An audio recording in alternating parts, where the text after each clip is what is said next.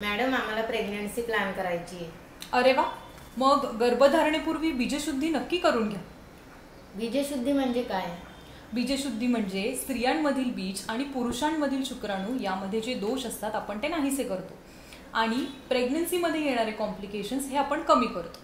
हे बघ, अगदी सोपं आहे। तू जेव्हा नवीन घरी राहायला जाशील तर आधी त्याची साफसफाई करशील, फर्निशिंग करशील आणि मग त्या घरात राहायला जाशील। अगदी तसंच तुझा गर्भ हे तुझ्या बाळासाठी नवीन घर असणार आहे, मग त्याची शुद्धी करायला नको? मग हे मी पण करायला पाहिजे का? नक्कीच करायला पाहिजे, कारण बाळाच्या डीएनएचा अर्धा भाग हा वडिलांकडून येत असतो आणि त्यातलं जे जीन एक्सप्रेशन असतं ते वडिलांच्या जीवनशैलीवर, आहारावर आणि त्यांच्या शरीरावर अवलंबून असतं।